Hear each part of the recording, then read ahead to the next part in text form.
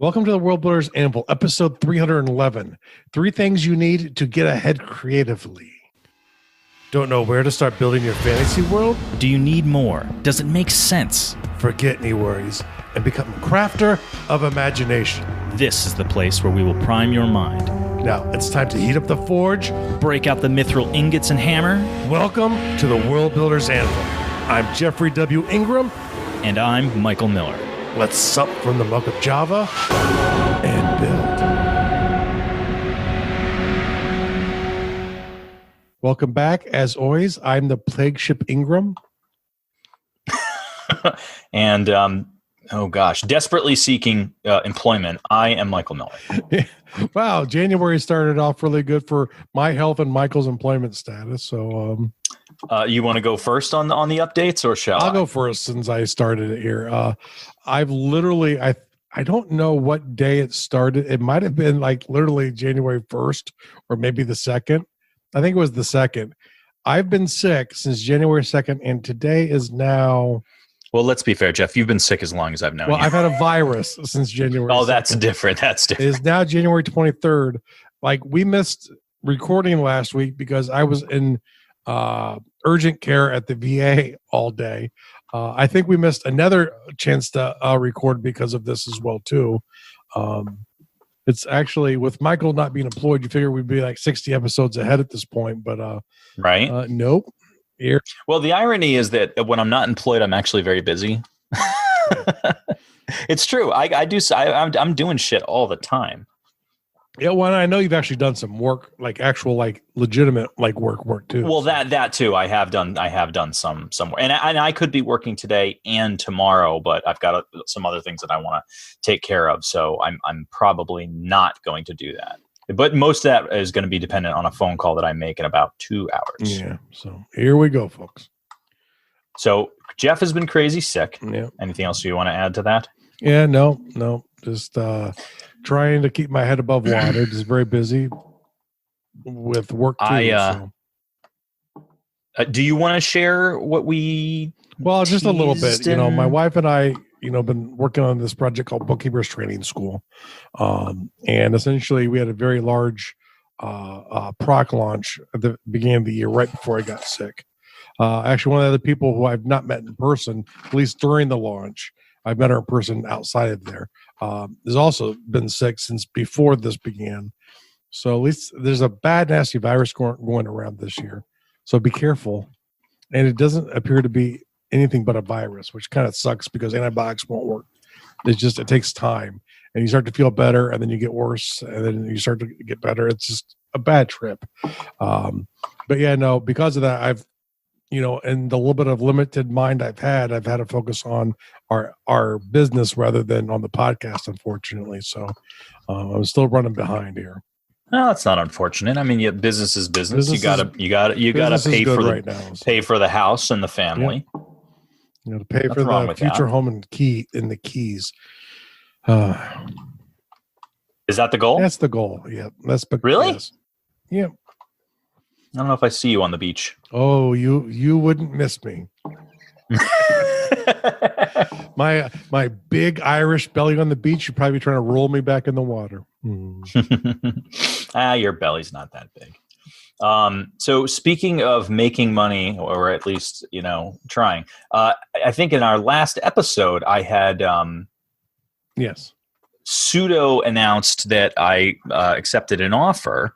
Yeah. And I have been getting jerked around by that company owner. Yeah. At least that's how it appears. I don't know if I legitimately am, or if there really are. You can't know what's going behind the scenes, but well, that's just it. There might be extenuating circumstances, and I've been very generous in my understanding and my patience. But at this point, I can't rely on that anymore. So I have, I'm cutting my losses unless I get a phone call between now and in the next 2 hours from that business owner. I'm cutting my losses. And unfortunately, because I accepted that offer, I turned down 4 others. So I am going to try to call one specifically back and see if he has hired someone. If not, if he hasn't, I'm going to see if he's still interested in me. Otherwise, I re-begin my employment search and try to replace my lost income, because at this point it's getting a little silly. Yeah, well, especially for a very in-demand skill set. So, and the thing, with my wife not working because of school, she is doing a little work here and there, but with her not working because of school, the irony is that I do still make enough on unemployment to get us by. Well, that's good. That's awesome. Yeah, but not as good as you need to be. Yeah, it's barely getting by, and because the big thing is that I've had to take on medical insurance out of my own pocket now, and that plus rent plus bills, it's like this next month or two is going to be very tight unless I lock something in for employment in the next, say, 3 or 4 weeks. I intend to be employed by the end of next week. But we'll see. I know you don't really want to break after Christmas. You kind of want to get right back into it. And the first thing, having this break has been okay. I've actually gotten a ton of stuff done around the house, which is great. I'm doing little projects and things, and I still have 2 or 3 more that I'm not done. So honestly, if I do accept a position, I'd like another week or 2. Yeah. And my wife actually this is going to segue right into today's subject. My wife actually said to me, I know it was last night, where she definitely said something last night or the night before, and she said something this morning. She said, last night or the night before, we're down in the laundry room, and she says, why don't you write your outline? And what she meant by that was, why don't I write the outline for the confidence course that I still haven't written? And I said, well, I have an outline. I've already done that. And she was like, oh, you did? And I'm like, yeah. She's like, why don't you write that course? And I'm like, I don't like it when she pushes that on me, or when anyone does, because all it is a reminder that I'm procrastinating on something that I should do.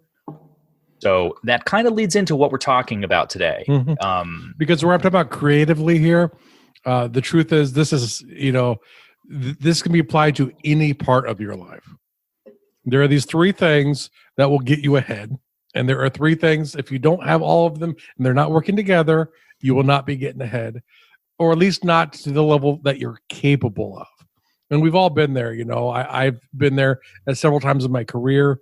I've been sitting back very much in my creative stuff because I don't have all 3 of these things in line, and was kind of thinking about why don't I, why am I not really moving ahead the way I want to in my stuff? What's holding me back? And then in January, I'm watching someone I like to talk about, Brennan Bouchard, who's talking about these 3 things. And then I realized a whole bunch of people talk about these 3 things. It's a very popular topic. So I really wanted to get to these 3 things. And I've seen adaptations of people add a 4th one or a 5th one in, and they're not really needed. This does kind of cover all you need to get ahead.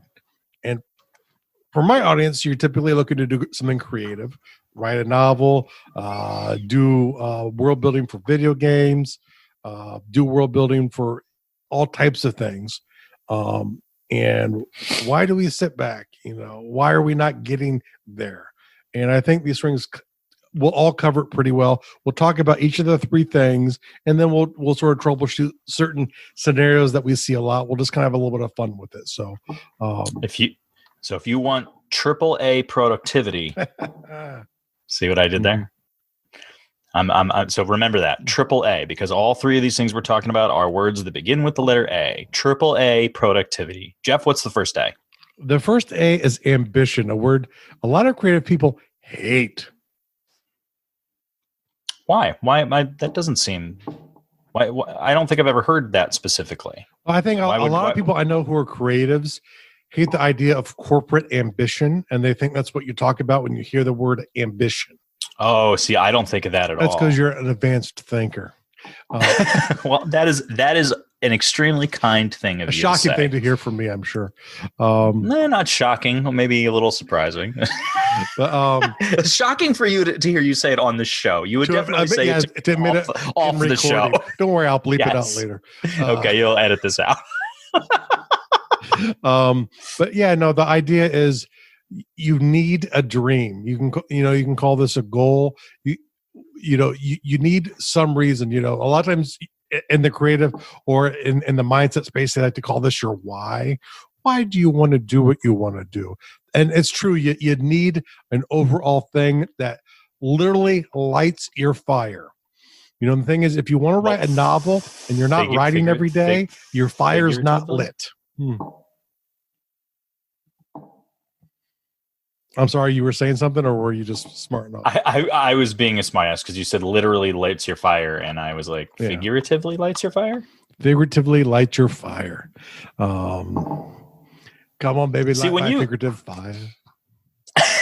See, when you say ambition, what comes to mind for me when we're talking about it in the creative realm is a big ambitious project. It makes me think of, I want to create a universe. I want to create a solar system, or even just a very, very fleshed out world. These are ambitious creations to do that. These are ambitious. So that's what I think of when you say ambition. I don't think of corporate ambition. I don't think of monetization. I think of like a big creative project. And when you say lighting your fire, that's absolutely, like, I think of an ambitious project that, that speaks to your passion. Thank you. But I have known several people who, do want to build lots of worlds and really detailed worlds and connect them together in a great, which is a very ambitious project.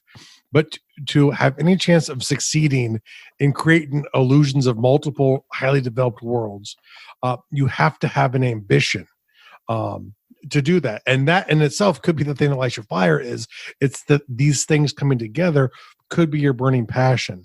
It doesn't have to be the desire to be a billionaire, but ultimately the thing that you have to want has to be so strong in you that you are always looking to take the next action to get towards it. And a lot of times people get confused. They're like, I want to be a novelist, and this is what I hear a lot too, right?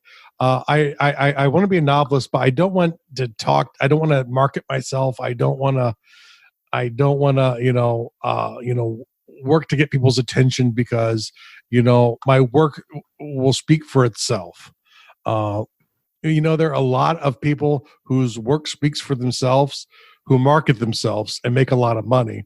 There are a lot more people who are missing one of these three things, and they're one of the 1 million+ books that will get released next year that no one will, that will maybe get 200 book sales in the whole year.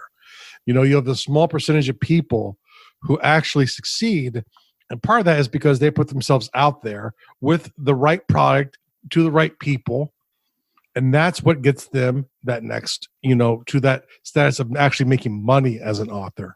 And I've talked to different people. There are different ways too. If you want to be a novelist, it's about writing for other people. Don't lie to yourself. It's not about doing it for yourself. You could write stories all day long. They can be really long. They can run on. They don't even need to make any sense if they're just for you. If you're saying a novelist, you're picking a form where an author writes something for people to read. And that's just that. And boom. And there's nothing wrong with making money. There's nothing wrong with, living comfortably off of something you love to do. The thing that all of this is leading into number 2, which is action. Oh yeah. Which you even said it in there, and I was gonna, interrupt you, but you were making such good points I didn't want to. The thing that I have noticed about wanting to turn a passion into a career is that, and especially if we're talking about a creative endeavor that you love to do it, just this, like you love this aspect of it. You love creating a thing. You love working on, that thing. You don't love marketing. You don't love, glad handing people. You don't love, the socialization. Like maybe you just like to write and sit at your computer and write, but you love to do that and you want to make money doing that. Well, the problem is that it is a business and it does require a ton of different actions that maybe you don't want to do and maybe you didn't think were, important to be in that business. Like actors, for instance. Like you might love to get on a stage or love to get in front of a camera and pretend to be someone else, and you might be great at it. What you may not really understand is that if you really get there and you want to be part of that world, right. You're sacrificing a lot of privacy. Oh God, you're gonna sacrifice so many things, and you're gonna have to do things that have nothing to do with being in front of a camera and pretending to be someone else. That have nothing to do with being on stage and bringing great literary works of art to life through your artistic interpretation, because it's a business. Yeah. Like anything else you want to make money on, it's a business, and it requires action. That's right. Action, some of which you may not like and may not want to do, but you got to accept that it comes along with, that chosen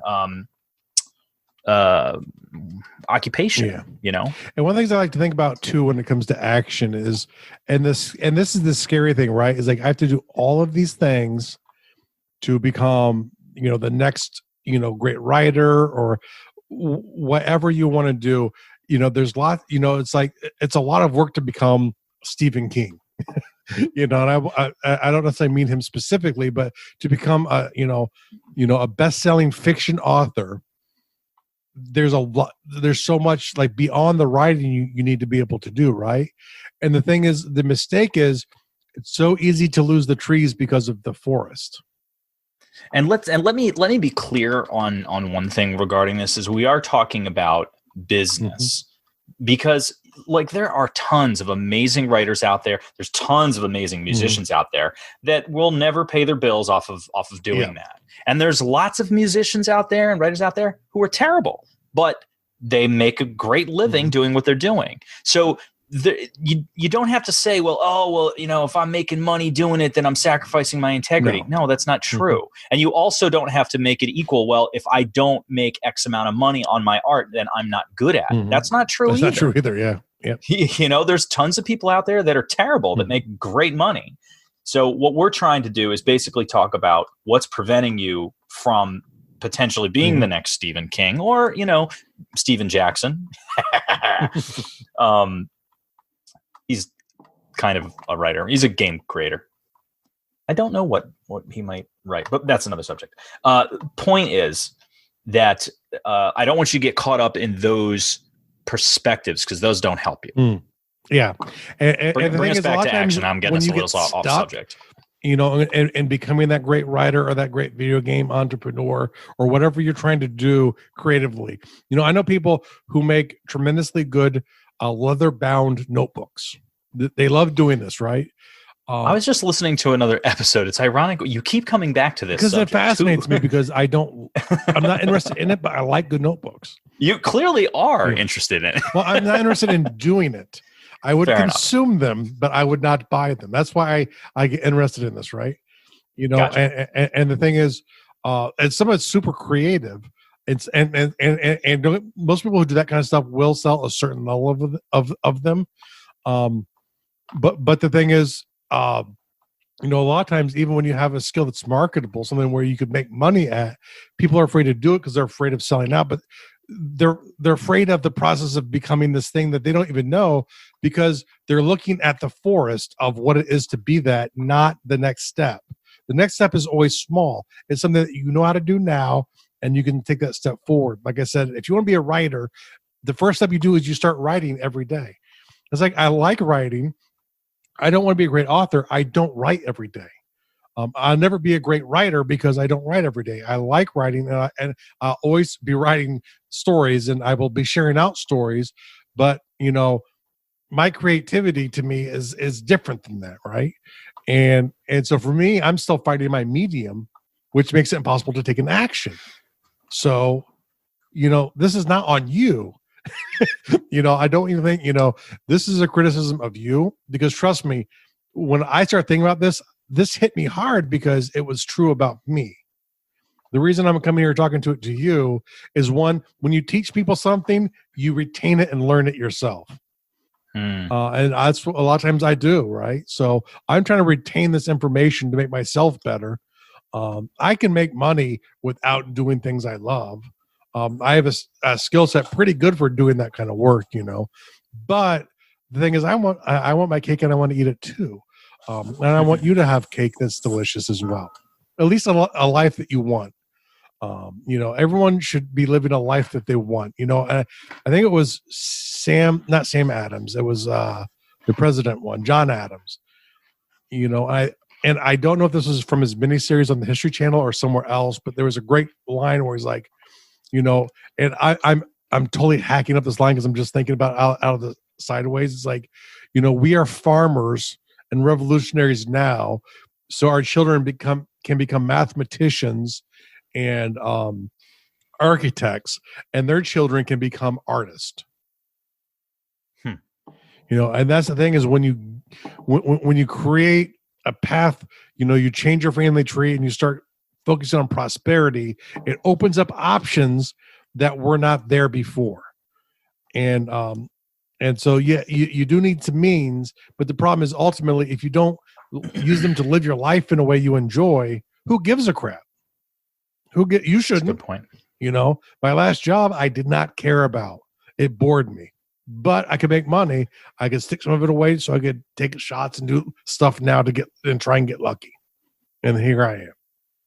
I'll be like a 5-year over the night success. So,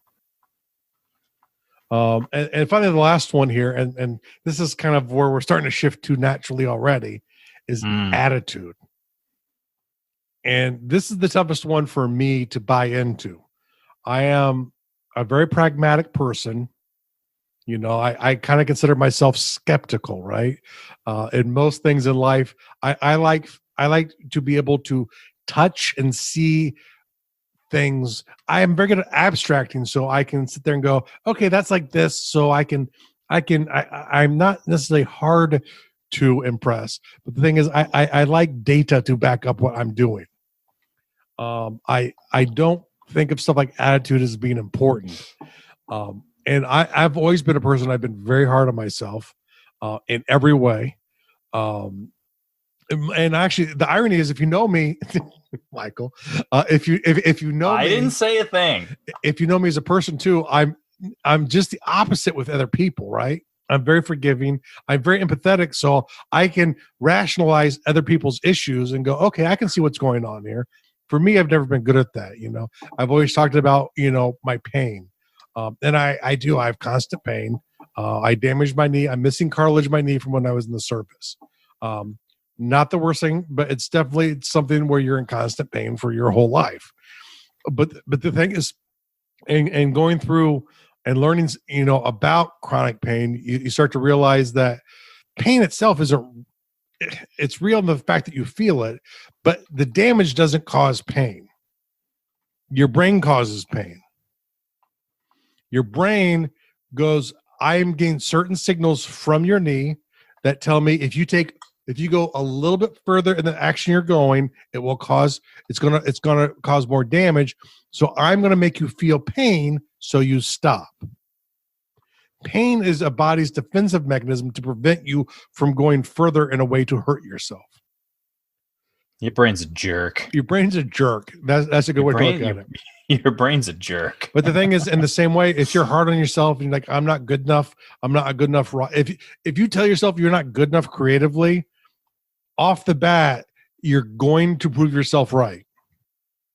If you tell yourself you cannot make it, you're guaranteed to be a prophet.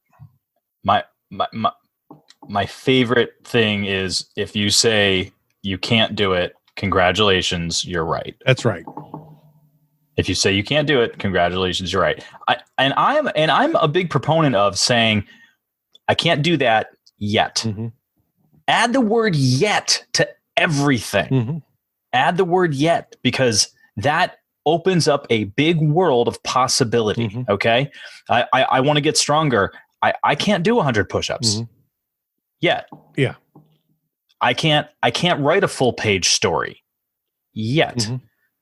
Practice these things, do these things. Attitude. Oh my god. Well, this is like one I got into with the pain, right? Where, for a while I was like, I'm too sore right now. I can't exercise. Don't I know that? And yeah, I know you have some back issues as well. So you get that, right? Totally. And the problem is when it's every day, if you're not careful, your language makes a small shift in the words, and it goes, I have pain, so I can't exercise. And when you start telling yourself that, you stop exercising or trying to exercise, and you add 30 or 40 pounds, trust me. And then like I might as well eat whatever I want to because I'm going to be fat because I can't exercise, and the thing is your brain will convince you what you're telling it, and just telling it something else. It's not an automatic win. Like if you start saying, I will be the greatest author, that does not mean your writing at that moment will make you the greatest author.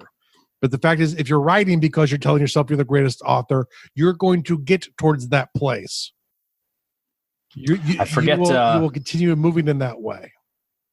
I forget the gentleman's name, but there's a guy, and his story is pretty famous, where he was actually in an airplane crash. I'm pretty sure he was the one piloting. It was a small craft, and he was so badly injured, all he could do was blink. Like he was like back was all banged up. He couldn't move his arms or legs. I don't know that there was legitimately a broken spinal cord injury, but he was so badly damaged. They were like, you'll never walk again. You'll never, be able to feed yourself, and you'll be in this state for the rest of your life. And they had to like point to letters on a board, and he would blink when they hit the letter, he wanted them to pick. And he spelled out, I will walk out of here on my own by Christmas, which was like, 8-10 months later. Yeah. And he did. Yeah. That guy is walking and talking and fine. I mean, he's a little banged up, but he is a complete different result than the prognosis that he had. And that's all in attitude. And what his big gospel was, a lot of people think you've heard the old expression, seeing is believing. And he's like, that is not true. He's like, seeing isn't believing. Believing is seeing. Yeah. You got to believe in the potential result that you want to see. You have to believe in it. If you don't believe it, if you don't create the possibility of it being real for you, and live into that possibility, then it definitely won't. Yeah. Well, here's the beautiful thing too, right? Is like he had the right attitude. His ambition was that he was going to walk out there by Christmas. Huge ambition. Talk about a huge one, right? Huge ambition. And the thing is, but if he only had those two things, you know what? He wouldn't have walked out of there on Christmas. He started taking action. Definitely worked. Yeah, he worked like crazy. Figuring out what can I do right now to get I hate to say it this way, but one step closer to walking again. But it's true, right? And the thing is, where I've seen, like when I've been writing and working with editors, always the biggest leap I've had, creatively, have been when all of those things have been in sync. Here's the problem. You get caught up in the idea, right? And you're like, okay, I'm there, I'm in the zone, and I could turn it off. And I don't know if all people are like this. I'm like this.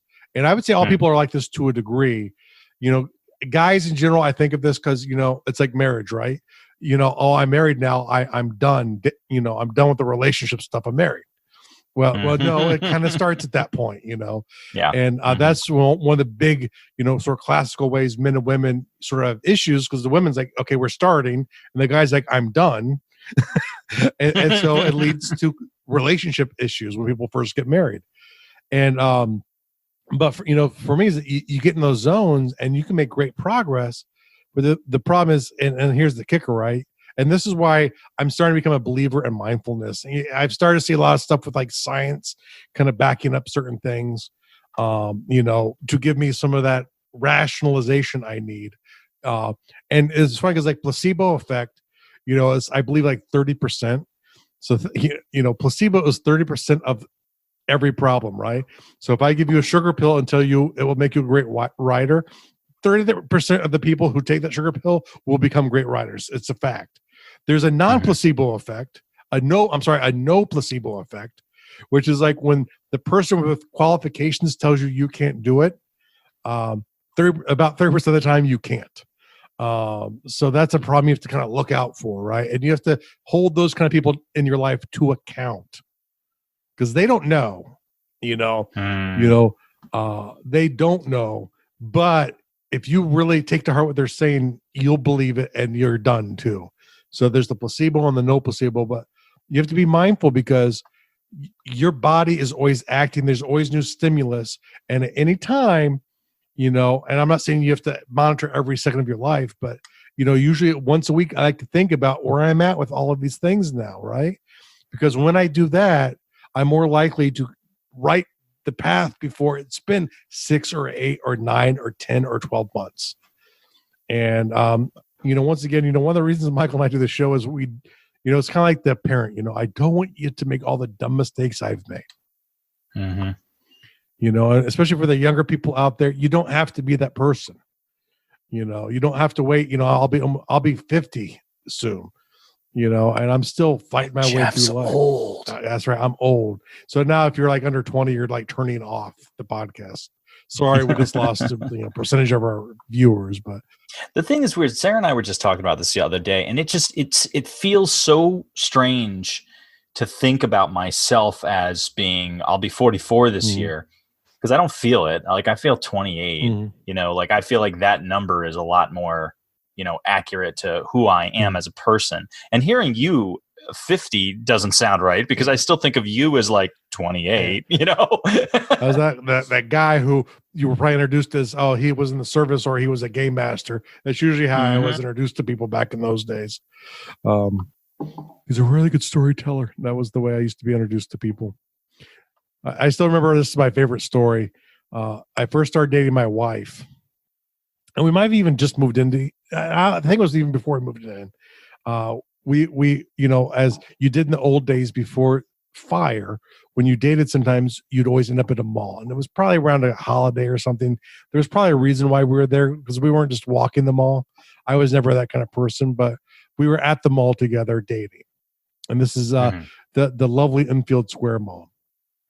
And excuse me. And if you know it today, it's in a very sorry state. It's on its way out. But we're sitting there, and this is back sort of during its glory days. And I'm walking there, and I'm just talking with Kristen, having a great conversation. And all of a sudden, you just hear someone yelling "God," and we just keep kind of walking along, and God. And finally, I stop and look around, which kind of throws Kristen off a bit because, why is he responding to the word God? And not necessarily the word, but the moniker, the straight up call for God. and then because someone's not going God, someone's going God, hey God. Yeah, exactly. Yeah. And so this guy just comes running up, and he's like, are you God? This is someone who I'd never met before. And aren't you better if he had said, aren't you God? And I was like, and I had a nickname at the time where I was called God by our friend Jim Six, started it. Who's been on the show. We had a great philosophical conversation, which led to him calling me that. But it picked up in my gamer friends, and because I was a lot of people liked me as a storyteller, so I would get referred out to people back then. And I don't know if Michael's been to some of my larger tables. I've had people like 12 people show up to a game, and it was like, I have no idea how to run this. Let's figure this out. And there was a time when I called you that. Yeah, a lot of people did. I was probably God when we met. And I was God when we met. But it was funny because I always joke around because but I don't believe in myself. And but so would you cease to exist if that's is that funny? And so, but we're sitting there with my wife, and I'm in front of my wife going, "Oh yes, I'm God." And then so I of course have to explain to her the entire story, getting to it, because obviously I don't believe in myself as a deity. But for her, I'm sure it was quite an awkward place. This guy you're just out dating, is he some kind of cult leader? Oh my God, what did I get into? Luckily, she stuck around. So funny. But yeah, so another lesson there. There's the 3 things: the ambition, action, attitude, and beware what other people call you when you're on dates. And I really want to like further attitude just a little bit. Like you said something really great in there, and I really want to highlight it. You said something about when somebody in a position of authority or an expert on a given subject tells you that you can't do that thing. The no placebo. The no placebo effect.